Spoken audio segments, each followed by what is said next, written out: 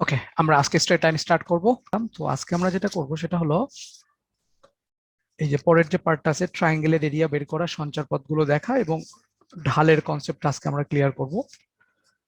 তো আমরা শুরু করতেছি। হ্যাঁ, আজকে আমরা যেটা করব কোন একটা ট্রায়াঙ্গেলের এরিয়া কিভাবে বের করে এটা আমরা বের করার ট্রাই করব। আমরা একটু দেখি আমরা কিভাবে করি। তো আমরা মনে হয় জানি যে কোন একটা ট্রায়াঙ্গেল, এটা যদি কোনো ট্রায়াঙ্গেল বা ত্রিভুজ হয় তাইলে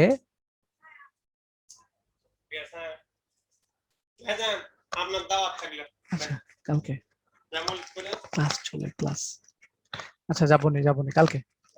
হ্যাঁ, তো আচ্ছা, তো এটা এটা যদি কোনো ট্রায়াঙ্গেল হয়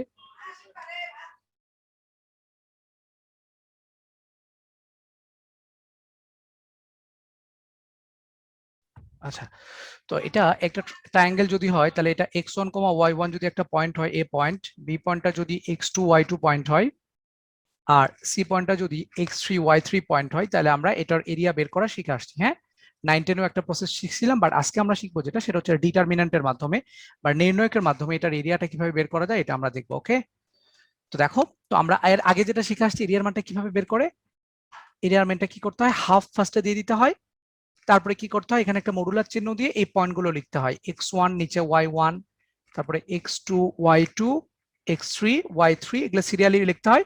তারপরে এই ফার্স্টেরটাকে রিপিট করতে হয়। হ্যাঁ, এটা আমরা মনে আছে, ফার্স্টেরটাকে আবার রিপিট করতে হয় x1 y1। তারপরে ভ্যালুগুলো আমরা বের করতে জানি।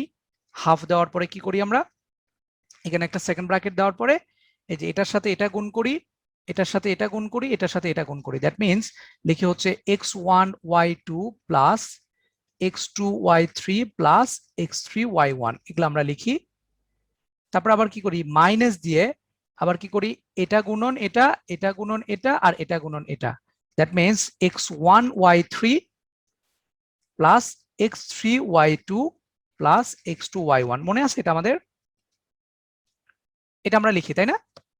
এটা হচ্ছে এরিয়া, এটা আমরা বের করে শিখে আসছি। বাট আমরা এখন ওইটা দিয়ে আমি শিখবো না, আমি তোমাদেরকে এটা একটা প্রসেস বের করার, আরেকটা প্রসেস তো তুমি জানোই, হাফ গুণন ভূমি গুণন উচ্চতা, এটা তো তুমি জানোই, হাফ গুণন ভূমি গুণন উচ্চতা, এটা দিয়েও বের করতে পারবা তোমার ইচ্ছা, যদি ভূমির দৈর্ঘ্য আর উলম্ব হাইটটা জানো তাইলে। আরেকটা যেটা আমরা শিখবো সেটা হচ্ছে নির্ণায়ক দিয়ে, ডিটারমিনেন্ট দিয়ে, সে delta equal to half into, তারপরে আমাদের কি করতে হয়, এই যে পয়েন্টগুলো আছে এই পয়েন্টগুলো লিখতে হবে। হ্যাঁ, এই পয়েন্টগুলো কি করতে হবে, এই পয়েন্টগুলো লিখতে হবে। তাহলে কত আসবে দেখো, এইরকম করে লিখতে হবে, x1 এখানে y1, x2 এখানে y2, x3 আর এটা হলো y3, তারপর এখানে 1 1 আর 1, এইটা আমাদের এরিয়ার ভ্যালু। এই নির্ণয়কের মানটা বের করতে পারলে আমরা এরিয়াটা শিখবো। এটা হচ্ছে আমাদের ইন্টারমিডিয়েটের কনসেপ্ট। 9-10 আমরা এটা দিয়ে শিখে আসছি, কারণ 9-10 আমাদের নির্ণয়ক ছিল না, তো এই জন্য 9-10 আমাদেরকে এটা শিখাইছে। তো এখন যেহেতু আমরা ইন্টারমিডিয়েটে ম্যাট্রিক্স নির্ণয়ক শিখছি, তো আমরা কি করতে পারি, এটা দিয়ে এরিয়াটা বের করে ফেলতে পারি। হ্যাঁ, একটা ট্রায়াঙ্গেলের এরিয়া বের করতে ফেলতে পারি। ওকে, তোমরা মনে হয় আরেকটা জানো যে এই রুল দিয়ে কিন্তু শুধুমাত্র ট্রায়াঙ্গেলের এরিয়া বের করা যায়, কিন্তু এই রুল দিয়ে কিন্তু চতুর্ভুজ, পঞ্চভুজ, ষষ্ঠভুজ, সপ্তমভুজ, যে কটা ভুজই হোক না কেন বহুভুজের এরিয়া বের করা যায় এই কনসেপ্ট দিয়ে। এটা জানো কিনা আমাকে কেউ একটু বলো তো, যে এটা দিয়ে যে বহুভুজের এরিয়া বের করা যায় এটা জানো কিনা, কথা বলতে হবে, এটা জানো কিনা। দেখছো কেউ কথা বলে না। এই তোমরা আনমিউট করো না কেন নিজেদেরকে। এই মাশরাফি, ক্যাপ্টেন, তোমার কি অবস্থা বলো। তারপর জি ভাই, কথা বলো না কেন, কাহিনী কি। হ্যাঁ, আছি ভাই। আচ্ছা ঠিক আছে, ওকে, হ্যাঁ, আচ্ছা, এটা দিয়ে বহুভুজের এরিয়া বের করা যায়। হ্যাঁ, এটা দিয়ে বহুভুজের এরিয়াটাও বের করা যায়। যাই হোক, আমি ওটা দেখাবো, তার আগে আমি একটা ট্রায়াঙ্গেলের অঙ্ক করে ফেলি। হ্যাঁ, একটা ট্রায়াঙ্গেলের অঙ্ক করে ফেলি, যেটা আমাদের মোস্ট ইম্পর্টেন্ট অঙ্ক। তো মনে করো আমাদেরকে তারা এরকম একটা অঙ্ক দিল যে এবিসি একটা ত্রিভুজ। তো বলছে কি, এই ট্রায়াঙ্গেলের বা ত্রিভুজের এ বিন্দুটা বলে দিয়েছে, হ্যাঁ 0 0, বি বিন্দুটা আমাদেরকে বললো তারা এ কস বিটা। আচ্ছা, এখানে একটা ঝামেলা হতে পারে, আমরা ত্রিভুজ একটা কাজ করে নিই। হ্যাঁ, আমি ছোট্ট একটা চেঞ্জ করে ফেলি আমরা একটু। এবিসি পরে আবার ঝামেলা হতে পারে তোমাদের। হ্যাঁ, আমি ত্রিভুজ দিলাম হচ্ছে মনে করো ওপি কিউ দিলাম। হ্যাঁ, ওপি কিউ দিলাম। ও বিন্দুটা হচ্ছে 0 0 বিন্দু দিলাম, আর এখানে পি বিন্দু দিচ্ছি এটা। হ্যাঁ, এ কস বিটা, আরেকটা দিলাম হচ্ছে মাইনাস এ সাইন বিটা, এটা আমরা দিলাম। আর কিউ বিন্দুটা দিলাম কত? কিউ বিন্দুটা দিলাম হচ্ছে এ সাইন আলফা আর এ কজ আলফা। হ্যাঁ, এ সাইন আলফা, আরেকটা দিলাম হচ্ছে এ কজ আলফা। আমাদেরকে বলা হলো কি যে ওপি কি ত্রিভুজের তিনটা শীর্ষ দেওয়া আছে, ও বিন্দু দেওয়া আছে, পি বিন্দু দেওয়া আছে, আর কিউ বিন্দু দেওয়া আছে। আমাদেরকে বলা হলো যে দেখাও যে আলফা সমান বিটা। হ্যাঁ, আলফা সমান বিটা হলে কি হবে? এই ত্রিভুজটার ক্ষেত্রফল ম্যাক্সিমাম হবে। হ্যাঁ, যে এরিয়া ত্রিভুজ ওপি কিউ এর এরিয়া ম্যাক্সিমাম হবে, ওপি কিউ এর ক্ষেত্রফল সর্বোচ্চ হবে, ক্ষেত্রফল সর্বোচ্চ হবে। এবং আরেকটা জিনিস দেখাইতে বললো যে এই সর্বোচ্চ ক্ষেত্রফল কত এটা বের করো, সর্বোচ্চ এরিয়া কত হবে এটার মান তারা চাইছে। ওকে, খুবই সিম্পলি ভাবে আমরা এটা করতে পারবো। দেখো তো এটা আমরা কিভাবে করতে পারি, দেখো আমি যেটা করব এখন সেটা হলো যে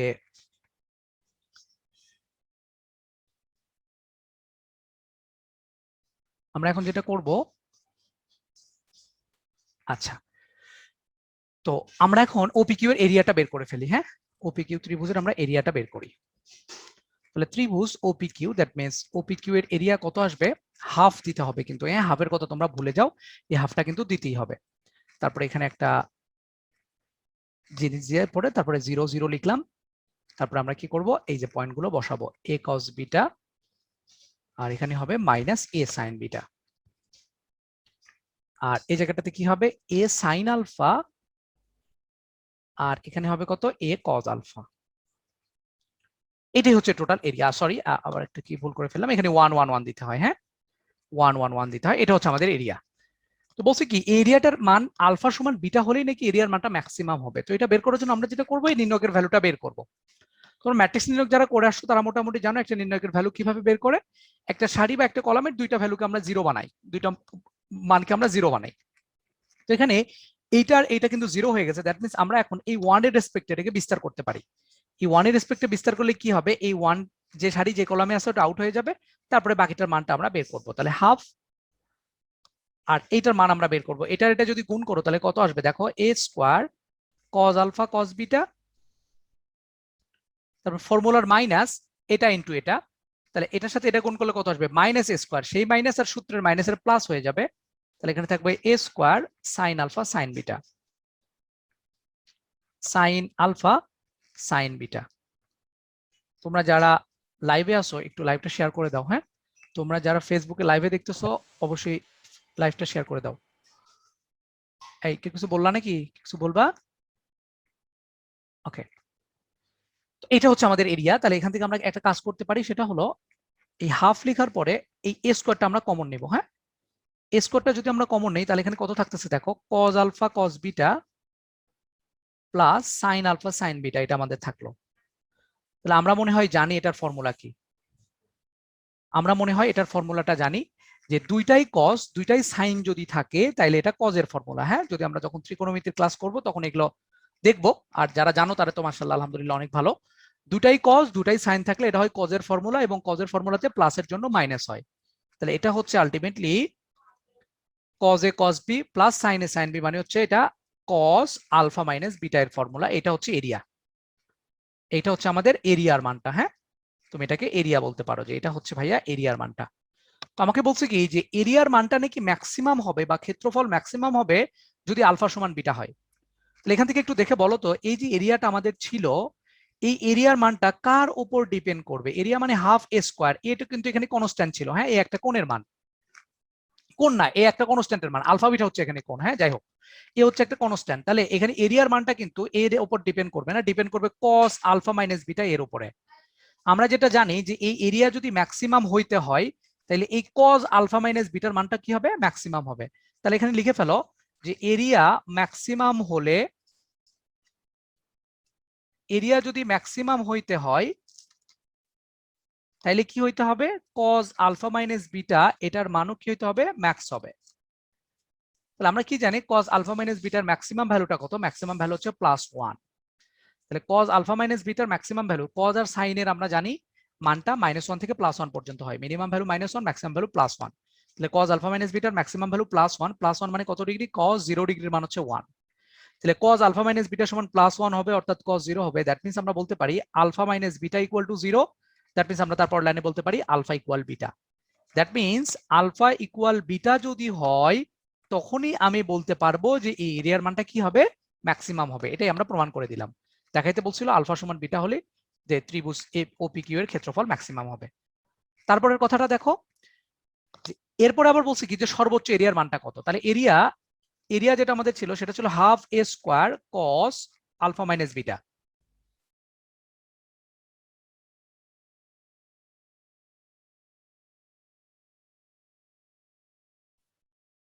হাফ কস কত ছিল? আলফা মাইনাস বিটা ছিল। তাহলে আমরা মনে হয় জানি এটার ম্যাক্সিমাম হবে কখন? যখন এটার ভ্যালু +1 হবে। তাহলে এখানে এরিয়ার ম্যাক্স ভ্যালু কত চলে আসবে বলো? Half of A square. হ্যাঁ, হাফ অফ এ স্কোয়ার। এটা হচ্ছে এরিয়ার ম্যাক্সিমাম ভ্যালু। তাহলে আমরা এখানে প্রুফ করলাম যে এরিয়ার মানটা ম্যাক্সিমাম হবে যদি আলফা সমান বিটা হয়, আবার এই এরিয়ার ম্যাক্সিমাম ভ্যালুটা হচ্ছে হাফ এ স্কোয়ার। ওকে, এই অঙ্কটা ক্লিয়ার কিনা আমাকে কি একটু বলো তো দেখি, যারা লাইভ সরাসরি জয়েন করছো, বলো অঙ্কটা ক্লিয়ার কিনা? জি ভাই। আচ্ছা, তো আমি তোমাদেরকে যেটা বলছিলাম যে যদি আমাদেরকে, এটা এরিয়া তো খুব ভালো কথা ছিল, এটা তো নর্মাল এরিয়া ছিল, খুবই ভালো কথা, কিন্তু সমস্যা হলো কি যদি আমাদেরকে তারা এইরকম কোন অঙ্ক দিত, হ্যাঁ মনে করো যে এরিয়া টেরিয়া দিল না, ত্রিভুজের এরিয়া দিল না, যেগুলো চতুর্ভুজ বা পঞ্চভুজের এরিয়া বললো যে মনে করো এরকম এ একটা পয়েন্ট আছে সাপোজ 1,1, বি একটা পয়েন্ট আছে ধরো যে -1,2, সি একটা পয়েন্ট আছে ধরে নাও -3, -5, ডি একটা পয়েন্ট আছে ধরে নাও যে কত দিবে বলো তো দেখি, দিল হচ্ছে 4, -7, ই একটা পয়েন্ট দিল ধরে নাও 0, দিল হচ্ছে 2। আর একটা এটা এটা একটু আমি একটু চেঞ্জ করে দিই, সেটা হলো এই যে 1,1 না দিয়ে দিলাম আমি, এটা ধরে নাও 1,5।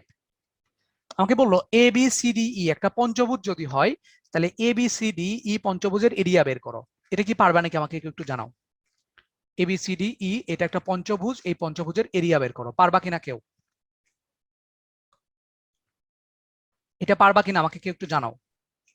হ্যাঁ ভাই, ফার্স্ট রুলটা ইউজ করব। ফার্স্ট রুলটা ইউজ করবা, বাট ফার্স্ট রুলের একটা লিমিটেশন আছে। তোমাদেরকে আমি যেটা বলছিলাম যে লিমিটেশনটাকে আমি একটু বলি, আমি একটু আগের পেজে চলে যাচ্ছি।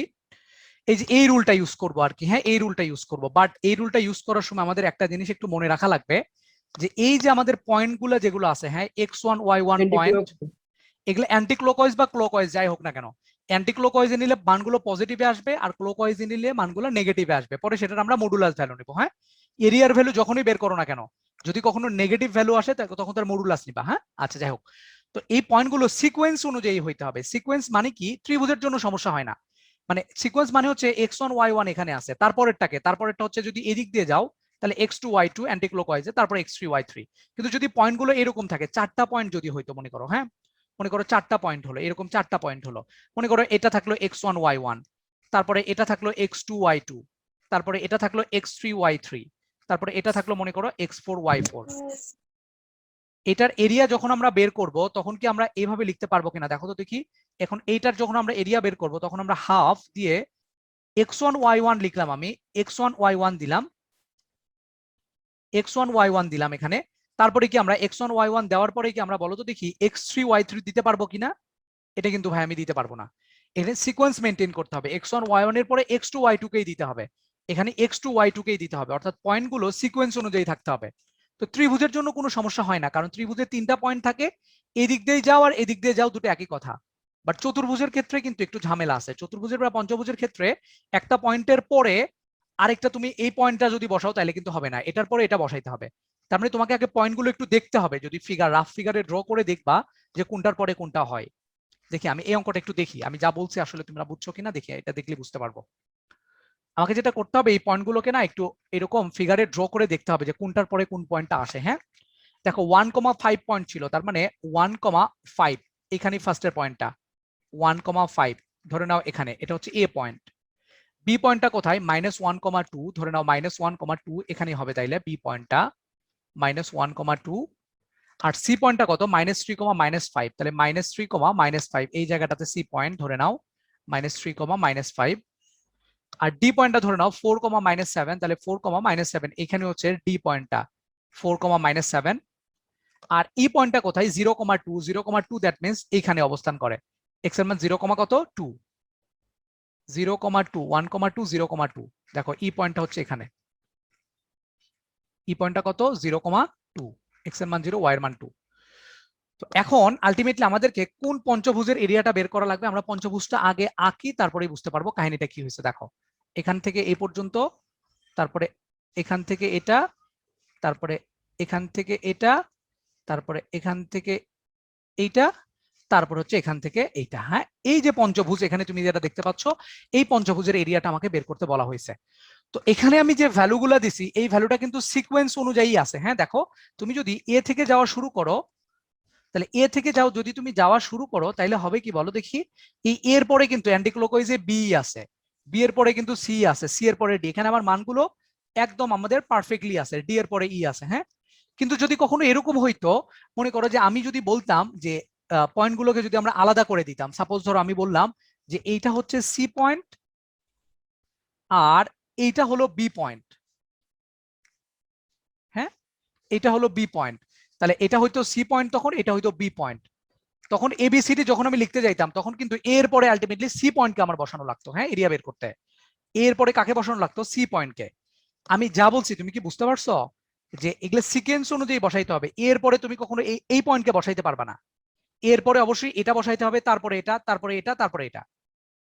আমার কথা কি ক্লিয়ার? তো যদি চতুর্ভুজ পঞ্চভুজের কথা কখনো বলে তাহলে অবশ্যই একটু মান এগুলো বসায় দিয়ে আমাকে একটু চেক করে নিতে হবে। হ্যাঁ, একটু রাফ ফিগারে ড্র করে পয়েন্টগুলো সিকোয়েন্স অনুযায়ী আসে কিনা এটা বের করে নিবা, তাহলে এটা কত চলে আসবে। দেখো আমরা দিলাম 1,5 আর সিকোয়েন্স অনুযায়ী ছিল, তারপরে ছিল -1,2, তারপরে ছিল কত -3, -5, তারপরে ছিল কত 4, -7, তারপরে ছিল 0,2। কিন্তু কি করতে হবে, ফার্স্টেরটাকে রিপিট করতে হবে, তারপরে আশা করি এটার মান আমরা বের করতে পারবো। হ্যাঁ, এটার মান আমরা আশা করি বের করতে পারবো, এটার সাথে এটার গুণ প্লাস এটার সাথে এটা প্লাস এটার সাথে এটা প্লাস এটার সাথে এটা প্লাস এটার সাথে এটা। তারপরে কি করব, উল্টা কাজটা করব, এটা আসবে মাইনাস, আবার এটার সাথে এটা, এটার সাথে এটা, এটার সাথে এটা, এটার সাথে এটা, এটার সাথে এটা। এটা আমরা আশা করি জানি, কিন্তু আমরা এখানে যেটা বলার কথা এটার মডুলাস ভ্যালু নেবা। হ্যাঁ, নেগেটিভ আসলেও পজিটিভ নেবা, এটা অ্যান্টিক্লকওয়াইজ নিচ্ছে, এটা পজিটিভ আসবে। কিন্তু যদি এর পরে ই বসাইতা তারপরে ডি এই দিক থেকে যদি যাইতা তাহলে মানটা নেগেটিভ আসতো, তখন তার মডুলাস ভ্যালুটা নিব। এটা কি বুঝলাম কিনা আমরা একটু বলো। এরিয়া নিয়ে আমার বেশি কথা বলার দরকার নাই, কারণ এরিয়া তোমরা জানো মোটামুটি। হ্যাঁ, এটা নিয়ে আমি বেশি কথা ওই জন্য বললাম না, বাট এটা একটু বললাম কারণ হচ্ছে যে এটার ওই সিকোয়েন্স ব্রেক করলে এরিয়াটা কিন্তু পারফেক্ট আসবে না, ভুল চলে আসবে রেজাল্টটা, সো এটা কেয়ারফুল। আচ্ছা, আমি এখন যেটা কথা বলবো সেটা হচ্ছে সঞ্চার পদ নিয়ে বা লোকাস নিয়ে। হ্যাঁ, এটা আমাদের জন্য খুবই গুরুত্বপূর্ণ, সঞ্চার পদ বা লোকাস, ইংলিশে লোকাস বলা হয়। তো এই জিনিসটা কি, এটা কিন্তু আমাদের একটু বুঝতে হবে। হ্যাঁ, নাইলে কিন্তু, কারণ এটা আমাদের সরলরেখাতেও লাগবে, বৃত্ততেও লাগবে, কনিক্সেও লাগবে, খুবই গুরুত্বপূর্ণ একটা কনসেপ্ট। সঞ্চারপথ মানে কি, সঞ্চারপথ মানে হচ্ছে একটা বিন্দু সেটের একটা বিন্দু সেট থাকবে, সেই বিন্দু সেট যে পথ অনুসরণ করে চলবে সেটাই হচ্ছে সঞ্চারপথ। আমি লিখি বিন্দু সেট, একটা বিন্দু সেটের বিন্দুগুলো বিন্দুগুলো যে পথ অনুসরণ করে চলে, যে পথ অনুসরণ করে চলে ওই পথকে আমরা বলবো সঞ্চারপথ। যে পথ অনুসরণ করে সেই পথকে বলবো সঞ্চারপথ। হ্যাঁ, সেই পথকে আমরা সঞ্চারপথ বলে থাকি। ভাই বিন্দু সেট বলতে কি বোঝায়? হ্যাঁ, অবশ্যই বুঝাবো আমি, সেই পথকে সঞ্চারপথ বলে। এখন কথা হচ্ছে ভাইয়া বিন্দু সেট বলতে কি বুঝাই। তো এখন কথা হলো তুমি সেট বলতে কি বোঝো। নর্মাল সেট, তোমাকে যদি বলে একটা সেট বলো তো বলবা কি ভাই ওই সেটের উপাদানগুলো হচ্ছে এবিসি, তাই না? কোন একটা সেটের উপাদান আমরা এবিসি বলতে পারি। তাহলে একটা বিন্দু সেট মানে কি, যে অনেকগুলো বিন্দুর উপাদান, অনেকগুলো বিন্দু থাকবে, সেই বিন্দুগুলোকে সবগুলোকে একসাথে একটা সেট বলা হচ্ছে। তো যদি এরকম হয় যে একটা সেটের মধ্যে অনেকগুলো বিন্দু আছে, সেই বিন্দুগুলো যে পথ অবলম্বন করে বা যে পথ অনুসরণ করে চলে সেই পথকে সঞ্চার পথ বলে। আমরা পৃথিবীতে যা কিছু দেখি, যত গ্রাফ দেখি, সবগুলোই সঞ্চার পথ। আমি যদি বলি এরকম একটা, মনে করো এটা একটা বিন্দু, এটা একটা বিন্দু, এটা একটা বিন্দু, এটা একটা অনেকগুলো বিন্দু সেট, এটা মনে করো এরকম পথ অবলম্বন করে চলতেছে, তাহলে এই পথকে যদি তুমি যোগ করে দাও তাহলে এটা কি পাবে, এটা একটা সরলরেখা, তাহলে সরলরেখাটা একটা সঞ্চার পথ। যদি বলতো ভাই এটা একটা বৃত্ত, দেখো অনেকগুলো বিন্দু মিলে একটা বৃত্ত তৈরি করছে, তাহলে এই বিন্দুগুলো যে পথ অবলম্বন করে চলতেছে সেটাকে আমরা সার্কেল বলতেছি। তারপরে ইলিপস বা উপবৃত্ত এরকম, এটা হচ্ছে উপবৃত্ত, এটা হলো পরাবৃত্ত। বোঝো নাই? মানে পৃথিবীতে যাই দেখি, এটা যদি জিগজ্যাগ পদও হইতো, জিগজ্যাগ পথ, পাকা পথ, এটাও কিন্তু একটা সঞ্চার পথ। সঞ্চার পথ মানে হচ্ছে অনেকগুলো বিন্দু যে পথ অবলম্বন করে চলবে সেটাকে আমরা সঞ্চার পথ বলি। দ্যাট মিনস আমরা পৃথিবীতে যা কিছু দেখি আর কি, যে পথগুলো দেখি বা যে ড্র গুলো দেখি সবগুলোকে আমরা সঞ্চার পথ বলতে পারি। আমার কথা কি ক্লিয়ার কিনা বলো? জি ভাই। আচ্ছা, বিন্দু সেট কি জিনিস বুঝছো? মানে অনেকগুলো বিন্দুর যে যে সেট আর কি। সেট মানে তো সমষ্টি, অনেকগুলো বিন্দুর সমষ্টি। তারা যে পথ অবলম্বন করে চলবে একটা নির্দিষ্ট কন্ডিশনে চলবে অবশ্যই, হ্যাঁ। বিন্দুগুলো শর্ত সাপেক্ষে, একটা শর্ত সাপেক্ষে চলতে হবে, আজে বাজে চললে তো হবে না। একটা নির্দিষ্ট শর্ত সাপেক্ষে যে পথ অবলম্বন করে চলে সেটাকে সঞ্চার পথ বলে। তো এই জিনিসগুলো হচ্ছে সঞ্চার পথ। তো আমাদেরকে আলটিমেটলি তারা যেটা বের করতে বলে, এই সঞ্চার পথের সমীকরণটা বের করতে বলে। সঞ্চার পথের সমীকরণ হতে পারে কি? একটা সরলরেখার সমীকরণ, একটা বৃত্তের সমীকরণ, একটা উপবৃত্তের সমীকরণ, বা একটা পরাবৃত্তের সমীকরণ, বা একটা অধিবৃত্তের সমীকরণ, এরকম যে কোনো কিছুর সমীকরণ হতে পারে। তাহলে সমীকরণ বের করা মানে কি? সমীকরণের উপর যে কোনো একটা পয়েন্ট থাকে, তাই না? সমীকরণ বের করা মানে কি? ওই সমীকরণের উপর যে কোনো একটা পয়েন্ট থাকে। মানে তুমি সরলরেখার সমীকরণ নরমালি কি জেনে আসছো? সরলরেখার সমীকরণ তুমি জানো ভাই এরকম, x + by + c = 0। সরলরেখার সমীকরণ এটা তোমরা জানো। এখানে কিন্তু x ভ্যারিয়েবল আর y ভ্যারিয়েবলটা থাকবেই। মানে 2 ডাইমেনশনাল কেসে আমরা এই ফিগার গুলোকে ড্র করতে পারি। এটাও 2D, এটাও 2D, এটাও।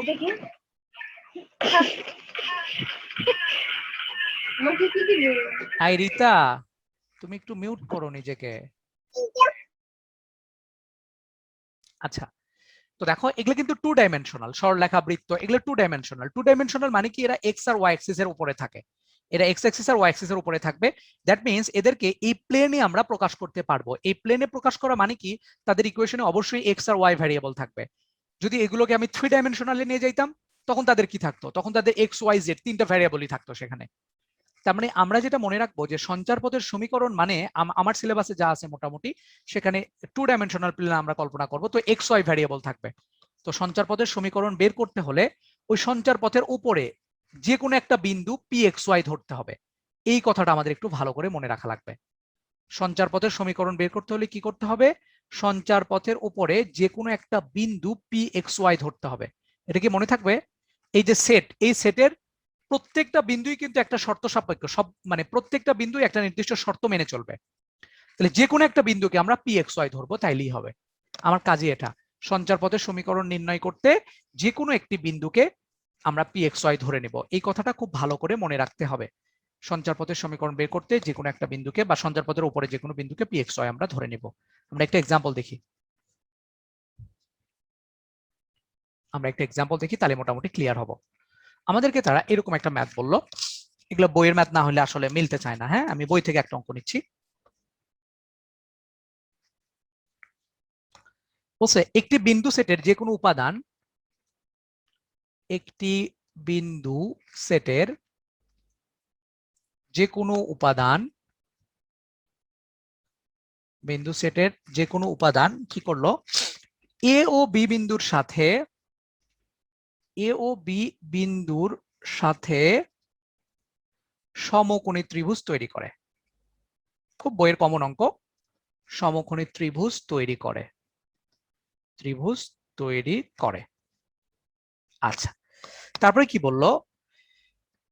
এ বিন্দুর স্থানাঙ্ক দেওয়া আছে, সাপোজ ধরো যে কোনো একটা বিন্দু দিল 0,b, আর বি বিন্দুর স্থানাঙ্ক দিল a,b, দিয়ে বললো কি সঞ্চার পথের সমীকরণ নির্ণয় করো। সঞ্চার পথের সমীকরণ সেটা কি বলছে একটু ভালো করে দেখো। একটা বিন্দু সেট, একটা বিন্দু সেটের যে কোনো উপাদান, আমরা জানি একটা বিন্দু সেট মানে কি? অনেকগুলো বিন্দু থাকবে এবং সবগুলো বিন্দু কিন্তু একটা শর্ত মেনে চলবে, সবগুলো বিন্দুর জন্য কন্ডিশন একটাই। তো এর মধ্যে যে কোনো একটা বিন্দু, হ্যাঁ, একটা বিন্দু সেটের যে কোনো একটা উপাদান, যে কোনো একটা উপাদান, সাপোজ ধরো এই উপাদান, যে কোনো একটা উপাদান এ ও বি বিন্দুর সাথে সমকোণী ত্রিভুজ তৈরি করে। এ ও বি বিন্দুর সাথে কি কোণী ত্রিভুজ তৈরি করে? সমকোণী ত্রিভুজ তৈরি করে। যদি হয় তাহলে আমাদেরকে বলছে সঞ্চার পথের সমীকরণ মানে কি? এই যে এই বিন্দু সেটের উপাদানগুলো যে পথ অবলম্বন করে চলতেছে সেই পথটা আমাদেরকে বের করতে বলা হয়েছে। এই বিন্দু সেটের উপাদানগুলো, সবগুলো বিন্দু যে পথ অবলম্বন করে চলে সেই পথটা আমরা বের করব। তাহলে আমরা যেটা করব, আমরা ধরে নিব, ধরি সঞ্চার পথের উপর যে কোনো বিন্দু পি, সবসময় এটা ধরতে হবে। সঞ্চার পথের উপর যে কোনো বিন্দু pxy, এটা আমাদের একটু ধরতে হবে। যে কোনো বিন্দু বা যে কোনো উপাদান যাই বলো না কেন সেটা হবে কত, আমি ধরে নিচ্ছি pxy। এখন আমাদের কি হবে, বলছে যে কোনো উপাদান অর্থাৎ যে কোনো বিন্দু, আমি সেই বিন্দুটাকে ধরছি pxy। বলছি কি এই pxy বিন্দুটা এ ও বি বিন্দুর সাথে সমকোণী ত্রিভুজ তৈরি করে। তাইলে এই পি বিন্দুটা এ ও বি বিন্দুর সাথে কি কোণী ত্রিভুজ তৈরি করে, সমকোণী ত্রিভুজ তৈরি করে। দ্যাট মিন্স কেউ কি আমাকে বলতে পারবা সমকোণটা তাইলে কোনটা হবে? সমকোণটা কি তাহলে এ বিন্দু হবে নাকি বি বিন্দু হবে নাকি সি বিন্দু মানে পি বিন্দু হবে? আমার কথা কি বোঝো নাই তোমরা? বি, পি বিন্দু হবে। হ্যাঁ, কেউ একটু আমাকে ভালো করে কনসেপ্ট ক্লিয়ার করে, একজন বলছে যে পি বিন্দু হবে, তাহলে আমাকে কেউ একটু বলো যে এই যে সমকোণী ত্রিভুজ মনে করো তৈরি করলো এখানে, হ্যাঁ ধরে নাও যে সমকোণী ত্রিভুজ, এটা সমকোণী ত্রিভুজ যদি হয় তাহলে আমার ফার্স্ট কথা যেটা, যে এই বিন্দুটা কোন বিন্দু হবে, এই বিন্দুটা সমকোণটা বলো দেখি কোন বিন্দুটা হবে। একজন বলছে পি বিন্দু হবে, আর কারো কোনো কথা আছে?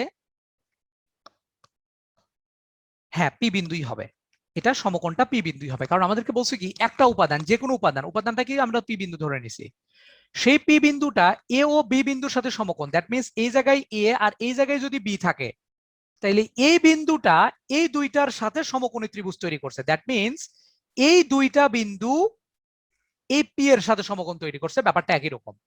এই পি বিন্দু এ বির সাথে সমকোণ যে কথা, এ আর বি বিন্দু এই পি বিন্দুর সাথে সমকোণ একই কথা। তাহলে মনে রাখবো সবসময় এই অঙ্কগুলো করার ক্ষেত্রে, এটা কিন্তু তোমাদের ঝামেলা হয়, তোমরা অনেকে আবার এ বিন্দুকে মানে সমকোণ ধরে নাও, তখন কিন্তু ঝামেলা হয়ে যাবে। হ্যাঁ, তো মনে রাখতে হবে যে এখানে ওই সঞ্চারপথের উপাদান বিন্দুটা কিন্তু সমকোণ হবে। তাহলে এটা পি এক্স ওয়াই, আর বি বিন্দুটা হবে কত, বি বিন্দুটা ওরা বলছে এ কমা বি, আর এ বিন্দুটা বলছে হচ্ছে 0, বি। যদি হয় তাহলে সঞ্চারপথের সমীকরণ চাইছে। তাহলে এটা যেহেতু সমকোণী ত্রিভুজ, তাহলে আমরা এখানে পিথুদার ফর্মুলা ইউজ করতে পারি। পিথুদা কি বলছে, পিথুদা বলছে এ বি স্কোয়ার সমান সমান AP square plus BP square. শেষ, আমার অঙ্ক শেষ। এই শর্ত অনুযায়ী তুমি মান বসাই দিবা, তাইলেই হবে। আমরা এটা দেখে আসছি দুইটা বিন্দুর মধ্যবর্তী দূরত্বের উপর স্কোয়ার কি হয়। আমরা জানি a মাইনাস 0 হোল স্কোয়ার চলে আসবে প্লাস বি মাইনাস বি 0-র উপর স্কোয়ার। আর এপিটা কত আসবে, এপি দ্যাট মিন্স এটা হচ্ছে এক্স মাইনাস 0 হোল স্কোয়ার মানে এক্স স্কোয়ার আর y minus b whole square. আর বিপিটা কত চলে আসবে, x minus a whole square plus y minus b whole square, এটাই চলে আসবে। হ্যাঁ, প্লাস পর্যন্ত। এটার এখন ক্যালকুলেশন করে যেটা আসে সেই মানটা বের করে ফেলবা। দেখো একটু এটার মান কত আসে। তাহলে এ স্কোয়ার ইকুয়াল টু এখানে চলে আসবে x square plus y square minus 2by plus b square plus x square minus 2ax plus a square, তারপরে plus y square minus 2by plus b square. যাই হোক না কেন, তো এখান থেকে এ স্কোয়ার আর এক্স স্কোয়ার মানে দুই পাশে কাটা চলে যায়। যদি কাটা যায় তারপরে আমরা কি লিখতে পারি, দেখো এক্স স্কোয়ার আর এক্স স্কোয়ার মিলে লিখতে পারি 2x স্কোয়ার, তারপরে ওয়াই স্কোয়ার মিলে আমরা লিখতে পারি 2y স্কোয়ার, তারপরে আমরা লিখতে পারি কত, দেখো মাইনাস 2ax মাইনাস 4by আর plus 2b square equal to 0। তারপরে 2 দিয়ে যদি ভাগ করে দাও তাহলে আলটিমেটলি এটা পাবা x square plus y square minus কত ax minus 2by minus ax minus 2by plus কত চলে আসবে বি স্কোয়ার ইকুয়াল টু 0। এটাই হচ্ছে আমাদের সমীকরণটা। এটা আসলে কিসের সমীকরণ কেউ কি বলতে পারবা? এটা কিসের সমীকরণ? বৃত্তের। এটা একটা বৃত্তের সমীকরণ। দেখো তার মানে এই যে পি বিন্দুটা যেটা, এটা সঞ্চারপথটা হবে একটা বৃত্ত। কিভাবে বুঝলাম আমরা এটা সঞ্চারপথটা বৃত্ত হবে? দেখো কারণ কি, এদেরকে যদি তুমি বাড়ায় দাও, এরকম করে যদি বাড়ায় দাও তাহলে দেখবা এরকম জিনিসটা পেয়ে যাবা তুমি। এদেরকে বাড়ায় দিলে এটার পথটা হবে এরকম, এটা সঞ্চারপথটা হবে এরকম। হ্যাঁ, এই পি বিন্দুটাই এই যে এক্স ওয়াই বিন্দুটা, এরা কিন্তু এই যে গোল দাগটা দিছি এটাই কিন্তু হবে এই পি বিন্দুটা। কারণ কি, এই পি বিন্দু মনে করো যদি এখানেই থাকে তখনও কিন্তু তারা এ বি এর সাথে কি কোন ত্রিভুজ তৈরি করতে সমকোণী। মনে করো এই পি বিন্দুটা এখানে নাই, পি বিন্দুটা এখানে নিয়ে গেলা তুমি, পি বিন্দু যদি ওখানে নিয়ে যাও তখনও কিন্তু একটা সমকোণী ত্রিভুজ তৈরি করবে এ বি এর সাথে। কারণ কি, কারণ বলতে পারবা, কারণটা হলো এই যে এ বিটা ছিল আলটিমেটলি ব্যাস, এই বৃত্তের ব্যাসটা হচ্ছে এ বি। তুমি বের করে দেখো এইটার যে কেন্দ্রটা তুমি পাবা, এই বৃত্তের যে কেন্দ্র সেটাই হবে এ বি এর মধ্যবিন্দু। এই বৃত্তের কেন্দ্র কত, কেন্দ্র কত এটা বলতে পারবা? এই বৃত্তের কেন্দ্র কত? কেন্দ্র বের করার জন্য তোমরা জানো মনে হয় এক্স এর আগে যে চিহ্ন আছে সেই চিহ্নের উল্টা চিহ্ন এবং যা ছিল তার অর্ধেক a/2, আর কোটি কত আসবে, যে চিহ্ন ছিল তার উল্টা চিহ্ন এবং যা ছিল তার অর্ধেক অর্থাৎ 2b/2, that means b। a/2, b তুমি যদি এটার মধ্যবিন্দু বের করো তখনও দেখো a/2, b plus b by 2, that means b চলে আসবে। তার মানে কি এই বৃত্তের কেন্দ্র যেটা সেটাই হচ্ছে আলটিমেটলি এই অতিভুজের মধ্যবিন্দু, দ্যাট মিন্স এটা হচ্ছে একটা অতিভুজ হবে। এই সমকোণ ত্রিভুজের অতিভুজ, দ্যাট মিন্স এটা হচ্ছে ব্যাস। এটা যদি ব্যাস হয় তাহলে এপি বিন্দু এখানে থাকলেও এই কোণটা 90 ডিগ্রি, কারণ কি অর্ধবৃত্তস্থ কোণ এক সমকোণ। এখানেও যদি থাকে তাহলেও কিন্তু বলতে পারো যে এটাও 90 ডিগ্রি, কারণ অর্ধবৃত্তস্থ কোণ এক সমকোণ। এই পয়েন্টটা যদি এখানেও থাকতো পি পয়েন্টটা, তাইলেও বলতে পারতা, কারণ অর্ধবৃত্তস্থ কোণ এক সমকোণ। তাহলে এই যে পি পয়েন্টটা, এই পি পয়েন্টটার সঞ্চারপথ কেমন হবে? পি পয়েন্টটার সঞ্চারপথটা হবে একটা বৃত্ত, সেই বৃত্তের ইকুয়েশন হচ্ছে এটা। কনসেপ্টটা কি মোটামুটি ক্লিয়ার কিনা বলো? সঞ্চারপথের কনসেপ্টটা ক্লিয়ার কিনা? যারা লাইভে দেখতেছো প্লিজ লাইভটা একটু শেয়ার করো। ক্লিয়ার কিনা বলো? জি ভাই। আচ্ছা, তো এখন আমি তোমাদেরকে একটা অঙ্ক দিচ্ছি, দেখি এই অঙ্কটা তোমরা পারো কিনা। মনে করো যে তোমরা ওমর সানি মৌসুমীর ছবি দেখছো না? হ্যাঁ, ওমর সানি মৌসুমীর ছবি দেখছো? ওমর জি সানি, ভাই। আচ্ছা ওমর সানি মৌসুমীর ছবি মনে করো একটা, তা দুইজন প্রেম করে, খুবই ভালো কথা। তো একদম রাত্রেবেলা এখন ওমর সানির মনে হয়েছে যে তার সাথে মৌসুমীর দেখা করা উচিত। হ্যাঁ, ভালো কথা, সে দেখা করতে গেছে। এটা হচ্ছে মৌসুমীর বাড়ি। এটা কার বাড়ি বলো তো দেখি? এটা হচ্ছে মৌসুমীর বাড়ি। তো এই মৌসুমীর বাড়িতে সে রাত্রেবেলা যাচ্ছে ওমর সানি। তো সে বাসায় যায়, দেখে যে বাসার গেট লাগানো। হ্যাঁ, বাসার গেট লাগানো। তখন সে কি করছে, একটা সে বুদ্ধিমান ছেলে আর কি, ওমর সানি বুঝতেছ না, অনেক বুদ্ধিমান। সে কি করছে, বাসা থেকে একটা মই নিয়ে গেছে। হ্যাঁ, তার ব্যাগে করে একটা ফোল্ডিং মই নিয়ে গেছে। সেই মইটা কি করছে, সে এখানে লাগাইছে। তার যেহেতু দরজা বন্ধ, বাসার গেট বন্ধ, সে বাসার ওয়ালের সাথে কি করছে, এই যে বাসার গেটটা যেটা ছিল সেটার সাথে এরকম করে একটা মই লাগাইছে। তার ফোল্ডিং মই নিয়ে গেছিল, সেই মইটা সে এই জায়গাটায় লাগাই ফেলছে। তারপরে সে কি করলো, এটা হচ্ছে মই, এই মই দেশে উঠতেছে, এই মই দেশে উঠতেছে, খুবই ভালো কথা, এই মই এসে উঠতেছে।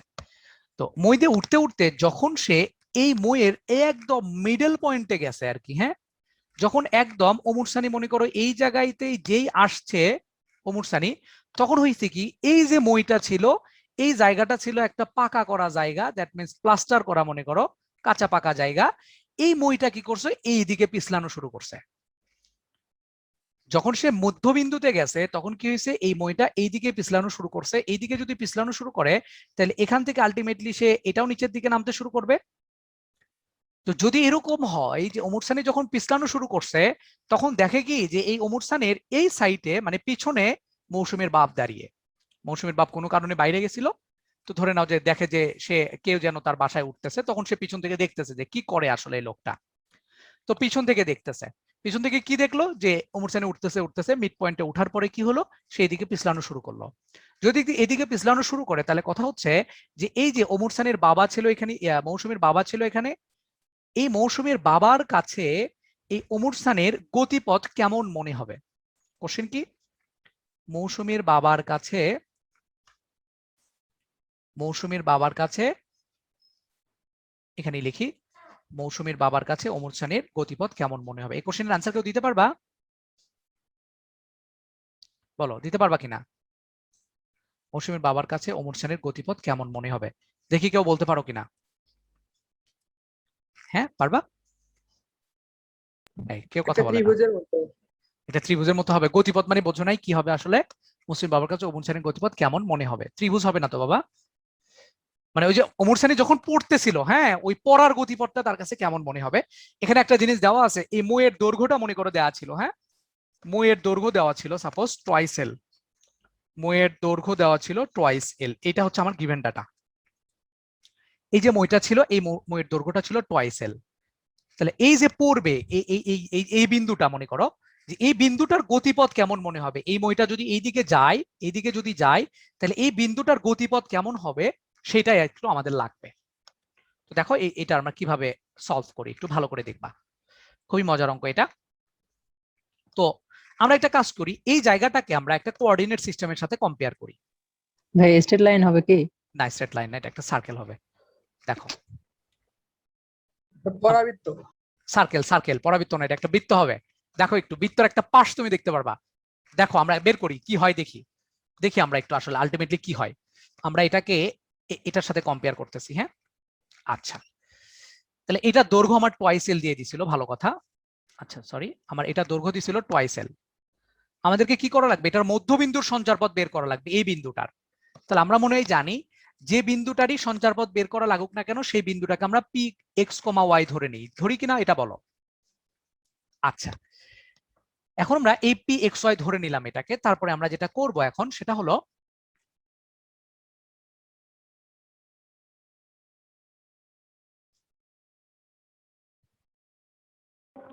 আচ্ছা, এর আগের কোশ্চেনটা কি যেন আমাকে কি একটা লিখছিল, ওটা পড়তেছিলাম, সমস্যা নাই, ওই অঙ্ক ঠিক আছে। হ্যাঁ, আগের সঞ্চারপথে যে অঙ্ক করেছে ওকে।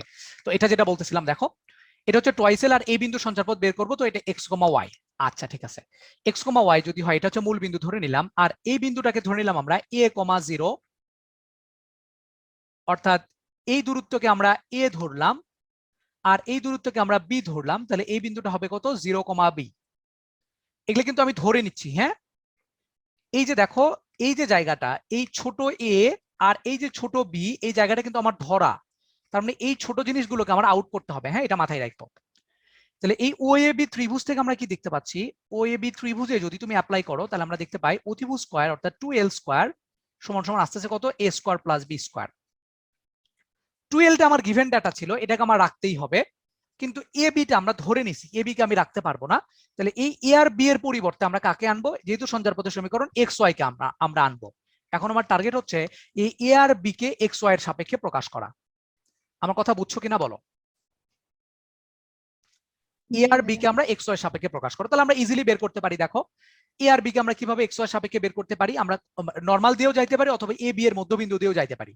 তুমি এ বিন্দুর স্থানাঙ্ক ছিল মনে করো এ কমা জিরো, আর বি বিন্দুটা ছিল কত, জিরো কমা বি। যদি তাই হয় তাহলে বলো তো এ বি এর মধ্যবিন্দু কত আসবে। এ বি এর মধ্যবিন্দু চলে আসবে হলো a plus zero by two, আর চলে আসবে zero plus b by two. That means a by two comma b by two. এটা আসতেছে এই এ আর বি বিন্দু যদি আমরা ধরি, তাইলে এ বি এর মধ্যবিন্দু এটা আসতেছে।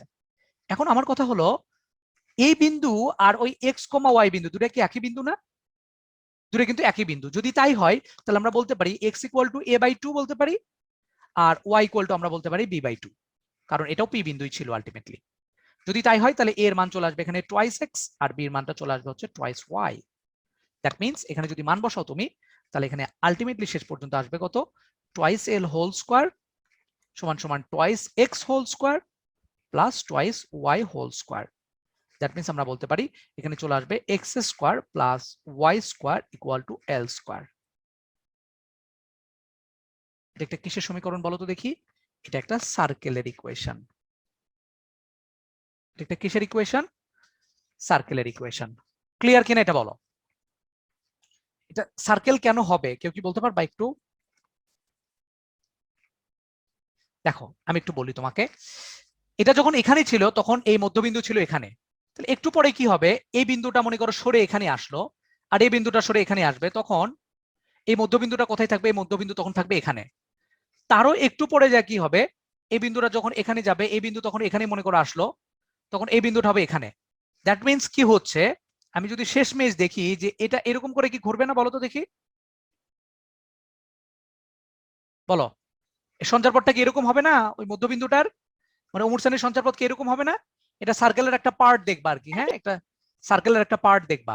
যদি এই পুরা মইটা যদি ঘুরতো তাহলে আলটিমেটলি আমি পুরোটা এরকম করে দেখতাম, কিন্তু পুরোটা তো ঘোরার ওয়ে নাই, এখানে পড়ার পরে সে আলটিমেটলি থেমে যাবে। তো আমি একটা নির্দিষ্ট পার্ট দেখবো, এখান থেকে শুরু করে হয়তো বা এটা মাটিতে পড়া পর্যন্ত এই পার্টটুকু দেখতে পারবো সার্কেলের। আমরা বুঝতে পারছি কিনা। জি ভাই। আচ্ছা, তাহলে এটা সার্কেল হবে। হ্যাঁ, তাহলে অমুর সানিকে দেখতে কিরকম হবে, সার্কেল হবে। তো যাই হোক, আমার মেইন কথা হচ্ছে সঞ্চারপথের অঙ্কগুলো করতে তুমি যেটা মেইনলি করবা সেটা হলো যে সঞ্চারপথের সমীকরণ বের করতে সঞ্চারপথের উপর যে কোনো একটা বিন্দু পি এক্স ওয়াই ধরে নেবা। হ্যাঁ, তাইলেই হবে। এর থেকে বেশি আর কিছু আমার মনে রাখার দরকার নাই সঞ্চারপথ থেকে। তারপরে একটা শর্ত অনুযায়ী ফালাই দিবা, দেখবা কাজ হয়ে গেছে। তো এই ছিল মোটামুটি আমাদের 3 নাম্বার আর 4 নাম্বারের পড়ালেখা। এরপরে আমি একটু ঢাল নিয়ে কিছু কথা বলবো আজকে। হ্যাঁ, ঢাল, স্লোপ বা ঢাল, এটা কিন্তু খুবই গুরুত্বপূর্ণ একটা জিনিস। 9-10 থেকে পড়ে আসতো তোমরা, তারপরে তোমাদের কাছে কনসেপ্ট ক্লিয়ার হয় না। তাহলে স্লোপ বা ঢাল, তো ঢালের সংজ্ঞা কি আমি আগে সেটা লিখি। ঢালের সংজ্ঞা হচ্ছে কোনো লেখো বা কোনো সরল রেখা যাই বলো না কেন, কোনো সরল রেখা বা লেখো যাই হোক একটা কিছু হবে, সরল রেখা বা লেখচিত্র বলতে পারো, লেখো এক্স অক্ষের ধনাত্মক দিকের সাথে এক্স অক্ষের ধনাত্মক দিকের সাথে যে কোণ তৈরি করে তার ট্যানজেন্ট এর মানকে ওই রেখার ঢাল বলে। ওই রেখার কি বলে? ঢাল বলে। এটা হচ্ছে আমাদের খুব ইম্পর্টেন্ট একটা ডেফিনেশন। এখন আমরা দেখতেছি যে এটা দ্বারা আলটিমেটলি আমাকে কি বুঝাইলো তারা।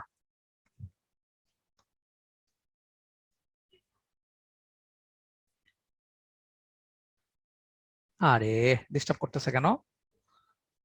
আচ্ছা, ধরে নাও এরকম হইলো। আচ্ছা, তো এখন একটা সরলরেখা তুমি ধরে নাও এরকম, কোন একটা সরলরেখা ধরে নাও এখানে, এটা হচ্ছে একটা সরলরেখা। তাহলে এটা হচ্ছে এক্স অ্যাক্সিস, এটা হচ্ছে ওয়াই অ্যাক্সিস। তাহলে বলছে এই সরলরেখা, কোন একটা সরলরেখা বা কোন একটা লেখো এক্স অক্ষের ধনাত্মক দিক। এই ধনাত্মক দিক বলতে কি বোঝো? ধনাত্মক দিক বলতে বোঝায় অ্যান্টি ক্লকওয়াইজ। অ্যান্টি ক্লকওয়াইজ ধনাত্মক দিক বলতে বোঝাবে কি? Anti clockwise. আচ্ছা, অ্যান্টি ক্লকওয়াইজ অর্থাৎ কোন একটা ভাই সরলরেখা। ধনাত্মক দিকটা কোনো কোয়াড্রেন্টে হতে পারে, হ্যাঁ হ্যাঁ হ্যাঁ, বুঝি নাই। শুধু ফার্স্ট কোয়াড্রেন্টে সম্ভব? হ্যাঁ, ফার্স্ট কোয়াড্রেন্টের সম্ভব। আমরা দেখতেছি, আমরা এক এক করে সবই দেখবো।